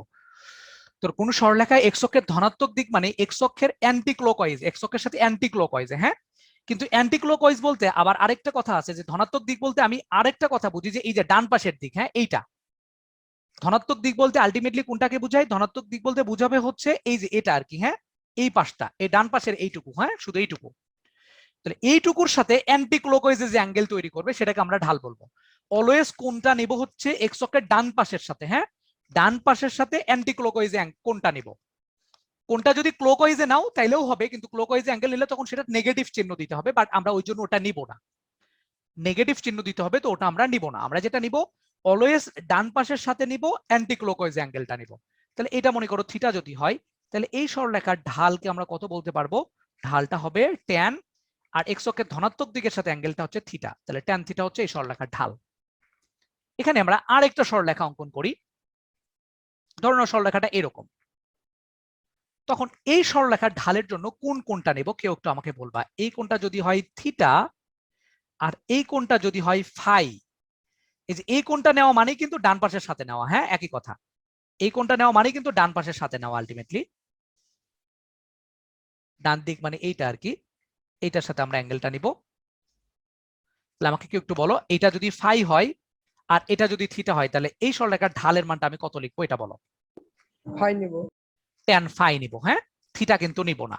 এই সরলরেখার জন্য অ্যাঙ্গেলটা নিব আমরা এইটা, হ্যাঁ এই যে এই কোণটা নিব, ধনাত্মক দিকের সাথে কোণটা আমরা নিব, হ্যাঁ অলওয়েজ এটা হবে ট্যান ফাই। ধনাত্মক দিক মানে এই ডান পাশের সাথে নিব অ্যান্টি ক্লকওয়াইজে। যদি এই কোণটা নিতাম, এই কোণটা কিন্তু ক্লকওয়াইজ, হ্যাঁ এই যে থিটাটা কিন্তু ক্লকওয়াইজ, হ্যাঁ ঘড়ির কাঁটার দিকে, সো এটা আমরা নিতে পারবো না। অ্যান্টি ক্লকওয়াইজে নিব ডান পাশের সাথে, হ্যাঁ। তাহলে এখানে একটা জিনিস চিন্তা করো তো, যে এই যে থিটার মান, এই সরলরেখার ঢাল যেটা ছিল, এই যে থিটার মানটা, এই থিটার মান কি 90 ডিগ্রির থেকে ছোট না? 90 ডিগ্রি থেকে ছোট হওয়ার কারণে এই থিটাটা কিন্তু ফার্স্ট কোঅর্ডিনেটে, এবং ফার্স্ট কোঅর্ডিনেটে জানো সব পজিটিভ, দ্যাট মিন্স এই ট্যান থিটাটা হয়ে যাবে এখানে পজিটিভ। পজিটিভ কেন হয়েছে বুঝছো? কারণ থিটাটা ফার্স্ট কোঅর্ডিনেটে, সূক্ষ্ম কোণ বলে। ফার্স্ট কোঅর্ডিনেটে ট্যান থিটা পজিটিভ, যার কারণে এটা ঢাল পজিটিভ। আর এখানে এই ফাইয়ের মানটা কত বলো তো দেখি? ফাইয়ের মান কিন্তু এখানে 90 ডিগ্রি থেকে বড়, কিন্তু 180 থেকে ছোট। 90 থেকে বড়, 180 থেকে ছোট হলে ফাইটা তাহলে সেকেন্ড কোঅর্ডিনেটে, এই ফাইটা হচ্ছে সেকেন্ড কোয়াড্রেন্টে। সেকেন্ড কোয়াড্রেন্টে যদি হয়, সেকেন্ড কোয়াড্রেন্টে কি হয় বলো তো দেখি? ট্যানটা হচ্ছে নেগেটিভ, তার মানে এখানে ঢালটাও হয়ে যাবে নেগেটিভ। তার মানে আমরা যেটা এখান থেকে বলতে চাচ্ছি, যে কোন সরলরেখা এক্স অক্ষের ধনাত্মক দিক মানে ডান পাশের সাথে অ্যান্টি ক্লকওয়াইজে যদি সূক্ষ্ম কোণ তৈরি করে, তাইলে সেটা ঢালটা হবে পজিটিভ। সূক্ষ্ম কোণ মানে 90 থেকে কম আর কি। আর যদি স্থূল কোণ তৈরি করে, স্থূল কোণ মানে 90 থেকে বড় কোণ যদি তৈরি করে, তাহলে সেটা ঢাল হবে নেগেটিভ। আমার কথা কি বোঝা গেল? স্থূল কোণ তৈরি করলে ঢাল পজিটিভ, আর সূক্ষ্ম কোণ তৈরি করলে ঢাল নেগেটিভ। এখন তোমরা আমাকে কি একটু বলবা, আমি যদি এইখানে একটা সরলরেখা টেনে দিতাম এরকম করে, তাহলে বলো তো দেখি এই সরলরেখার ঢাল পজিটিভ হবে না নেগেটিভ হবে?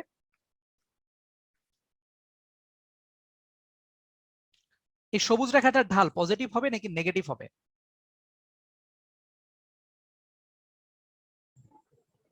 বলো, এই সরলরেখার ঢাল পজিটিভ হবে না নেগেটিভ হবে? হ্যাঁ পজিটিভ ভাই। পজিটিভ Positive হবে। ভাই। কারণ কি? কারণ এক্স অক্ষের ধনাত্মক দিক, ধনাত্মক দিক মানে অ্যান্টি ক্লকওয়াইজে নিব। হ্যাঁ, অ্যান্টি ক্লকওয়াইজ। ভাইবো না যে এই সরলরেখা তো ভাই এক্স অক্ষের বাম পাশে ছেদ করছে, আমার যেখানেই ছেদ করুক আমি শুধু দেখবো অ্যান্টি ক্লকওয়াইজে এক্স অক্ষের ডান পাশের এই যে যেখানে ছেদ করছে তার ডান পাশের এক্স অক্ষ এটার সাথে অ্যান্টি ক্লকওয়াইজে যে কোণটা তৈরি করছে সেটা কি পজিটিভ না নেগেটিভ এটা দেখবো। মানে সূক্ষ্মকোণ নাকি স্থূলকোণ? সূক্ষ্মকোণ তৈরি করছে, সূক্ষ্মকোণ তৈরি করলে এটা ঢাল হবে পজিটিভ। ক্লিয়ার কিনা বলো? এটা হচ্ছে আমাদের ঢালের কনসেপ্ট। হ্যাঁ, এখানে থিটাটা হচ্ছে এক্স অক্ষের ধনাত্মক দিকের সাথে কোণ। আচ্ছা, তারপরে ব্যাপারটা যেটা আসবে সেটা হলো যে দুইটা বিন্দু দিয়ে যায় এই রূপরেখার ঢাল। তোমরা অনেকেই জানো যে দুই বিন্দুগামী রেখার ঢাল, দুই বিন্দুগামী রেখার ঢাল, এটার ঢালও আমরা বের করতে পারি কোটিদ্বয়ের অন্তর বা ভুজদ্বয়ের অন্তর। কিভাবে বের করে এটা একটু আমি শর্টে দেখাইতে চাচ্ছি। এগুলো আসলে কিভাবে বের করে, এটা কিভাবে আসলো। তো মনে করো এখানে দুইটা পয়েন্ট আছে, হ্যাঁ এখানে আর এখানে দুইটা পয়েন্ট আছে ধরে নাও। তো এই দুই বিন্দু দিয়ে গেছে একটা এরকম একটা রেখা, এরকম একটা রেখা, যে দুইটা রেখা মনে করো এই পয়েন্ট দিয়ে চলে গেছে, এই পয়েন্টে এরকম করে চলে গেছে। তাহলে আমরা একটা ছোট্ট কাজ করে নিই, এই লাইনকে একটু বাড়ায় দিই। আচ্ছা, তো আমাদের পয়েন্ট দুটো ছিল কোথায়? একটা পয়েন্ট ছিল এই জায়গায়, আরেকটা পয়েন্ট ছিল এই জায়গায়। ধরে নাও এ পয়েন্টটা হচ্ছে x1, y1 আর বি পয়েন্টটা হচ্ছে x2, y2। তো তারপরের কাহিনীগুলো তোমরা জানো। এখান থেকে যদি এরপরে একটা লম্ব টানি আমরা, তাহলে আমরা কি বলতে পারি যে ভাইয়া এখান থেকে এই পর্যন্ত হচ্ছে x1 আর এখান থেকে এই পর্যন্ত y1, আর যদি আমরা এখান থেকে এর উপরে একটা লম্ব টানি তাইলে এখান থেকে এই পর্যন্ত হচ্ছে x2 আর এখান থেকে এই পর্যন্ত হচ্ছে y2। তাহলে এই পুরোটা x2 আর এই পুরোটা যদি x1 হয় তাহলে এখান থেকে এই পর্যন্ত হবে কত? x2 minus x1।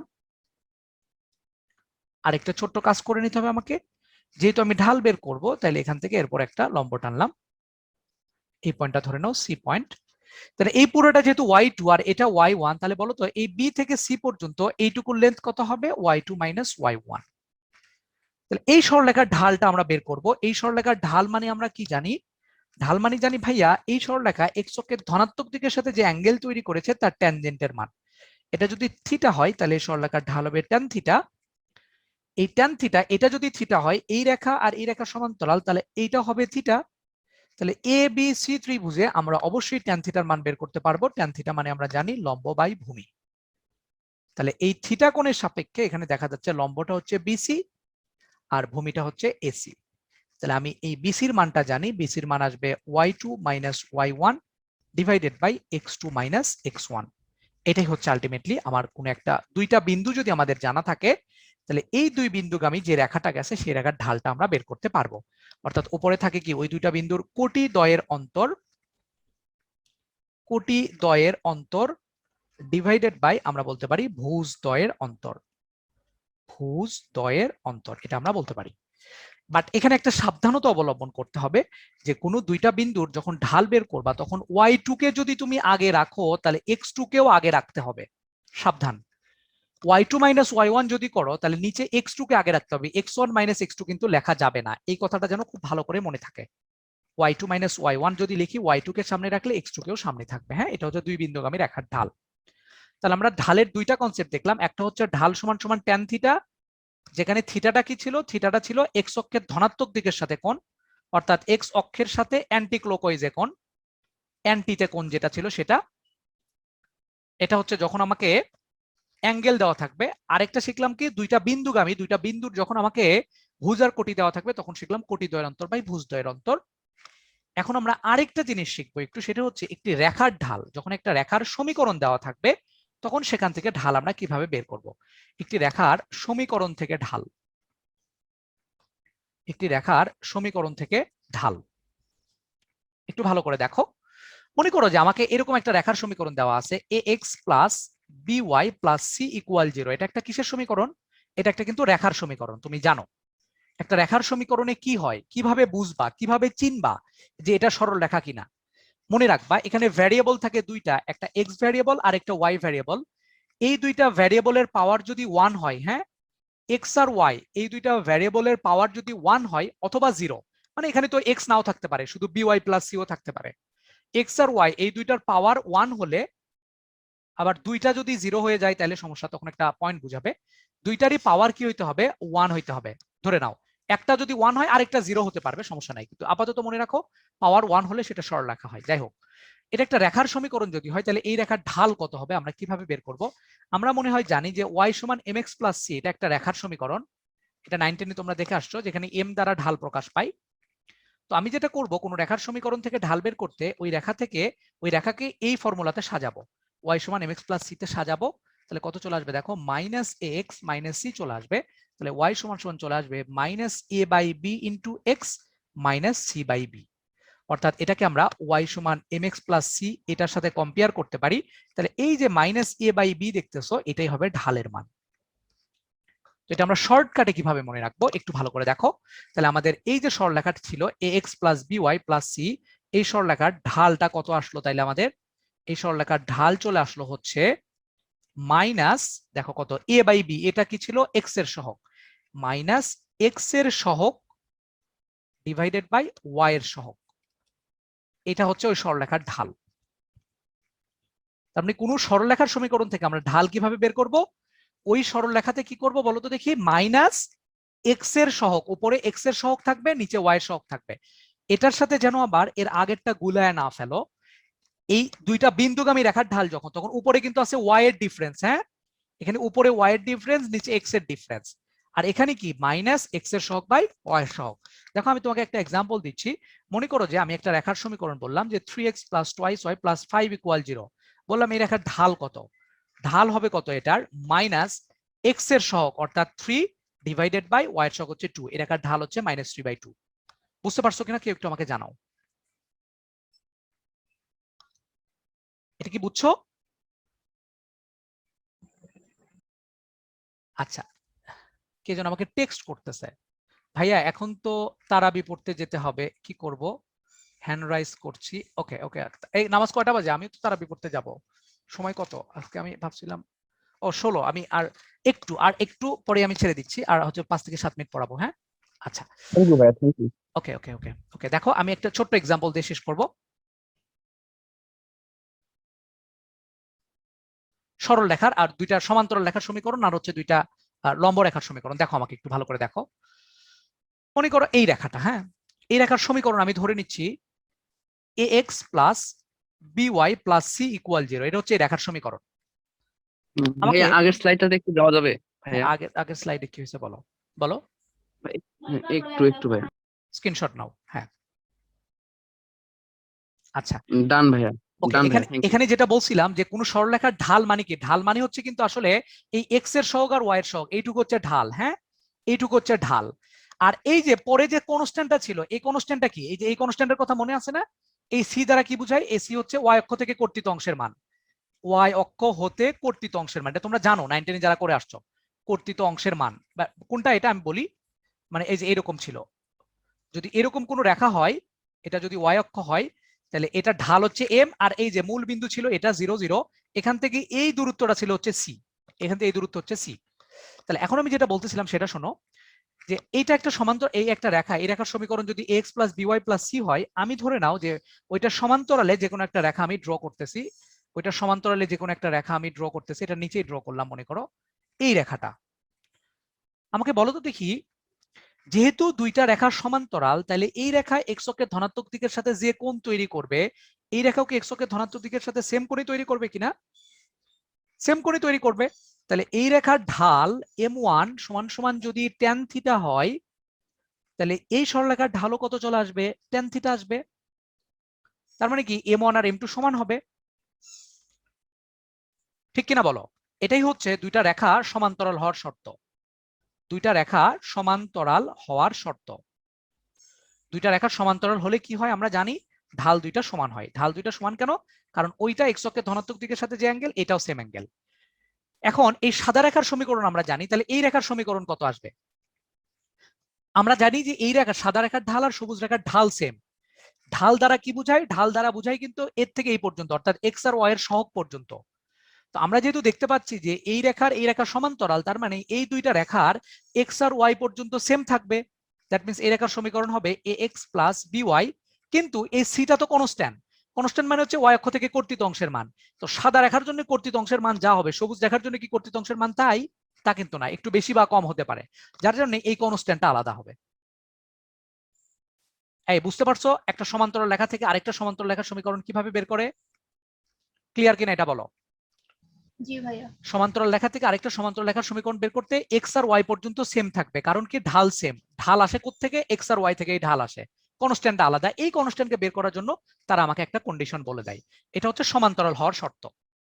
আর দুইটা রেখা লম্ব হওয়ার শর্ত কি একটু ভালো করে দেখো, আমি খুব ফাস্ট বলতেছি। একটা রেখা যদি এরকম হয়, তাহলে মনে করো যে এই সরলরেখার ঢাল হচ্ছে, এই সরলরেখার সমীকরণ হচ্ছে ax plus by plus c equal 0। এই সরলরেখা এক্স অক্ষের ধনাত্মক দিকের সাথে থিটা কোণ তৈরি করলো। তাহলে এই সরলরেখার সাথে একটা লম্ব রেখা আমি ড্র করতেছি এখন। ধরে নাও যে ওই সরলরেখার সাথে লম্ব রেখা হচ্ছে এইটা হচ্ছে লম্ব। তাহলে এইটার যদি থিটা হয়, তাহলে এই সরলরেখার ঢাল যদি আমি বের করতে চাও, এটার ঢাল হচ্ছে m1 সমান tan থিটা। তাহলে এইটার ঢাল কত চলে আসবে বলো তো দেখি? এইটার ঢাল বের করার জন্য আমরা কোন কোণটাকে নেব? অবশ্যই এই কোণটাকে নেব। হ্যাঁ, এই সরলরেখার ঢালটা চলে আসবে তাহলে tan phi। তাহলে এই tan phi এর মানটা কত আসবে কেউ কি বলতে পারবা? আমরা মনে হয় জানি এই কোণটা যদি 90 ডিগ্রি হয়, তাহলে আমরা জানি কি এই phi কোণটা কি এই কোণের বহিস্থ কোণ না? তাহলে এই ত্রিভুজের যে কোনো একটা কোণের বহিস্থ কোণ মানে কি অন্তস্থ কোণদ্বয়ের সমষ্টির সমান। তার মানে এই phi সমান চলে আসবে 90 ডিগ্রি প্লাস থিটা। তাহলে tan phi এর মান আমরা লিখতে পারি 90 degree plus theta. That means tan 90 ডিগ্রির জন্য এটা হয়ে যাবে cot থিটা, কিন্তু এটা সেকেন্ড কোঅর্ডিনেটের tan নেগেটিভ, সো মাইনাস। তাহলে এইটা যদি tan থিটা হয়, তাহলে এটা আসবে কত? Minus cot theta. তাহলে এখান থেকে লিখতে পারি কি দেখো, m1 ইনটু m2 সমান সমান tan theta into minus cot theta. That means এটা কিন্তু আমরা জানি tan ইনটু cot মানে 1, দ্যাট মিন্স মাইনাস 1। তার মানে দুইটা রেখা যদি লম্ব হয়, তাহলে তাদের ঢাল দ্বয়ের গুণফল হবে কত? মাইনাস 1। এটা হচ্ছে দুইটা রেখা লম্ব হওয়ার শর্ত। দুইটা রেখা যদি লম্ব হয়, তাহলে তাদের ঢাল দ্বয়ের গুণফল হবে মাইনাস 1। মাইনাস 1 মানে কি? সাপোজ ধরো কোন একটা রেখার ঢাল হচ্ছে 2/3, তাহলে এর সাথে লম্ব রেখার ঢাল কত আসবে? এর সাথে লম্ব যদি কোনো রেখা হয়, সেই রেখার ঢালটা হবে কত? অবশ্যই কি করতে হবে? এটাকে উল্টায় দিতে হবে এবং চিহ্ন চেঞ্জ করতে হবে। খুব ভালো করে মনে রাখবা, এইটা উল্টায় যাবে এবং চিহ্ন চেঞ্জ হবে, কারণ এই জিনিসটার সাথে এই 2/3 এর সাথে -3/2 গুণ করে দিলেই দেখবা -1 চলে আসবে। তাহলে একটা রেখার ঢাল যদি জানো, সেখান থেকে তার লম্ব রেখার ঢাল কিভাবে বের করব? ওইটাকে উল্টায় দিব এবং চিহ্ন চেঞ্জ করব। আচ্ছা, যদি তাই হয়, তাহলে এই রেখার সমীকরণটা কিরকম আসবে দেখো দেখি। তো এই রেখার সমীকরণে মনে করো যে এই রেখার ঢাল কত ছিল বলো দেখি? এই যে সাদা রেখার ঢাল কত ছিল? সাদা রেখার ঢাল ছিল হচ্ছে -a/b। মাইনাস কি? a/b। তো এই রেখাটার ঢাল কত আসবে? তাহলে এই রেখার ঢাল চলে আসবে কিন্তু -a/b যদি হয়, তাহলে এটা চলে আসবে b/a চলে আসবে, তাই না? ঠিক কিনা? b/a চলে আসবে। তাহলে এই মাইনাস চিহ্ন ছিল, আর এটা কি ছিল বলতো দেখি? x এর সহগ। এটা ছিল x এর সহগ, আর এটা ছিল কি? y এর সহগ। ফর্মুলা তো এটাই, -x এর সহগ বাই y এর সহগ। আমরা এখানে একটা কাজ করে নিলাম, আমরা ফর্মুলা মিল করার জন্য এখানে একটা মাইনাস দিলাম, আর এই b আর a এই দুইটার মধ্যে যে কোনো একটাতে আমি মাইনাস দিলাম। এই b আর a তে যে কোনো একটাতে আমি মাইনাস দিব, b তে দিব অথবা a তে দিব। আমি a তে দিলাম মনে করো হিসাবের সুবিধার্থে। তাহলে এখানে এটাকে কি লেখা যায়? মাইনাস এই b কে লেখা যায়, b ঢাল মানে হচ্ছে x এর সহগ ডিভাইডেড বাই y এর সহগ। তাহলে আমরা এখান থেকে এই রেখার সমীকরণটা কিভাবে পেতে পারি? সমীকরণটা পেতে পারি হচ্ছে x এর সহগ ছিল কত? তাহলে b, তার মানে bx। তারপরে y এর সহগ কত ছিল? y এর সহগ ছিল হচ্ছে -a, তার মানে -ay প্লাস একটা কনস্ট্যান্ট আলাদা হবে, কারণ এই রেখা যতটুকু c ছেদ করবে, এই রেখার সিটা কিন্তু তার থেকে বেশি হবে বা কম হবে, যে কোনো একটা কিছু হবে। তার মানে কি? কোন রেখা থেকে যদি তার লম্ব রেখার সমীকরণ আমাদেরকে বের করতে দেয়, সেটা এখান থেকে মেইনলি আসছে। তুমি ওভাবে মনে রাখবা না, আমি তোমাকে সিস্টেম দেখাইলাম। তুমি মনে রাখবা কিভাবে? একটা রেখার সমীকরণ যদি জানো, তার লম্ব রেখার সমীকরণ বের করতে হলে কি করতে হয়? এই এক্স আর ওয়াই এর সহগ দুইটা এক্সচেঞ্জ হবে। মানে এখানে এক্স এর সহগ যা ছিল সেটা এখানে হয়ে যাবে ওয়াই এর সহগ, আর এখানে ওয়াই এর সহগ যা ছিল সেটা হবে এক্স এর সহগ, আর ভিতরের চিহ্নটা চেঞ্জ হবে। ভিতরের চিহ্নটা কি হবে? চেঞ্জ হবে, আর কনস্ট্যান্টটা আলাদা হবে। আমি এক্সাম্পল দিচ্ছি। সাপোজ ধরো তোমাকে বললাম যে 3x + 2y + 5 = 0। এই রেখার সাথে লম্ব রেখার সমীকরণ কত আসবে? কি হবে? এক্স আর ওয়াই এর সহগ দুইটা, এই দুইটা এক্স জায়গা এক্সচেঞ্জ করবে। হ্যাঁ, এটা এখানে যাবে আর এটা এখানে যাবে, তাহলে কত হবে বলো? 2x, আর এটা এখানে যাবে কত? 2x thrice minus 3y plus 3y, কিন্তু চিহ্ন চেঞ্জ হয়ে যাবে, প্লাস কে ইকুয়াল 0। এই কে এর মান বের করার জন্য একটা কন্ডিশন তারা আমাকে বলে দেবে। কথা কি ক্লিয়ার কিনা? এখন যদি আমি তোমাকে এরকম একটা রেখা দেই, যে মনে করো যে 5x minus 7y plus 5 equal to 0, বলতো এর সাথে লম্ব রেখার সমীকরণটা কত আসবে? 7x plus 5y plus k। সুন্দর। এটা কিন্তু অনেকেই ভুল করো। ভুল যেটা করো তারা করো কি, অনেক সময় যেটা করো যে এই -7 কে তুমি কি করো, ওই 5 এর কাছে দিয়ে দাও। এখানে যেটা করো যে তুমি জানো এক্সচেঞ্জ হবে। এক্সচেঞ্জ মানে কি? তুমি ভাবো যে এই -7 মনে হয় x এর কাছে যাবে, -7 কিন্তু না, কারণ তুমি ভিতরের চিহ্ন চেঞ্জ করে দাও কিন্তু পরে। হ্যাঁ, দেখো এই প্লাসটা চেঞ্জ করে দিছো, তো এখানে কিন্তু মাইনাস চিহ্নকে দেয়া যাবে না কোনোভাবেই। হ্যাঁ, আমি যেটা করব শুধু +7 চিন্তা করব, এখানে আমরা শুধু সহগকে পজিটিভ চিন্তা করব। তো এই ওয়াইটা যাবে এক্স এর কাছে 7টা, তাহলে হয়ে যাবে 7x, আর এই 5টা যাবে 5y, আর ভেতরে চিহ্নটা মাইনাস ছিল প্লাস হয়ে যাবে। এখানে সহগ এক্সচেঞ্জ করার সময় কোনো নেগেটিভ চিহ্ন নেওয়া যাবে না, খুব ভালো করে মনে রাখা লাগবে। সহগ এক্সচেঞ্জ করার সময় কোনো নেগেটিভকে আমরা নিব না। 7 দেব এক্স এর কাছে, 5 দেব ওয়াই এর কাছে, প্লাস একটা কনস্ট্যান্ট আলাদা থাকবে। আসসালামু আলাইকুম ভাইয়া, কেমন আছেন? ওয়ালাইকুম সালাম। এই ক্লাস শেষের মধ্যে এখন নাফি শেষ করব, ছেলেবেলার নামাজে যাব। আচ্ছা এই নাফি দাঁড়াও, শেষ? তোমার সাথে আচ্ছা, কথা আচ্ছা। বলতেছি। হ্যাঁ, কথা বলতেছি তোমার সাথে। তো যেটা বলতেছিলাম যে সমান্তরাল রেখা যদি বের করতে হয়, তাহলে আমি লাস্ট পর্যন্ত একটা ফিনিশিং দেখাই দিই। তাহলে আমরা যেটা বুঝলাম এখান থেকে, কি বুঝলাম? একটা রেখা আমি লিখি, ধরো যে 3x minus 8y plus 4 equal 0, এই রেখার ঢাল কত হবে? আমরা জানি ঢাল মানে হচ্ছে মাইনাস x এর সহগ ডিভাইডেড বাই y এর সহগ হচ্ছে -8, এটা হচ্ছে এই রেখার ঢাল। আর এই রেখার সমান্তরাল রেখা কত আসবে? সমান্তরাল রেখাটা আসবে হচ্ছে, সমান্তরাল রেখা মানে কি? ঢাল সেম, দ্যাট মিন্স এখান থেকে এই পর্যন্ত থাকবে 3x minus 8y plus constant equal to 0। এই কনস্ট্যান্ট বের করার জন্য একটা কন্ডিশন থাকবে। আর এই রেখার সাথে লম্ব রেখা যদি বের করি, তাহলে কি হবে? এই মাইনাস বাদে এই 8 যাবে 3 এর কাছে, 3 যাবে 8 এর কাছে, দ্যাট মিন্স হয়ে যাবে 8x, আর এটা হয়ে যাবে thrice y, আর ভিতরে চিহ্নটা চেঞ্জ হয়ে যাবে, প্লাস কে ইকুয়াল 0। এই কে এর মান বের করার জন্য একটা কন্ডিশন থাকবে। তো নেক্সট দিনে আমরা আলটিমেটলি এই কন্ডিশন গুলো নিয়ে চিন্তা করব, বা সরলরেখা, সমান্তরাল আর লম্ব রেখার সমীকরণ কিভাবে বের করে এটা নিয়ে চিন্তা করব। তো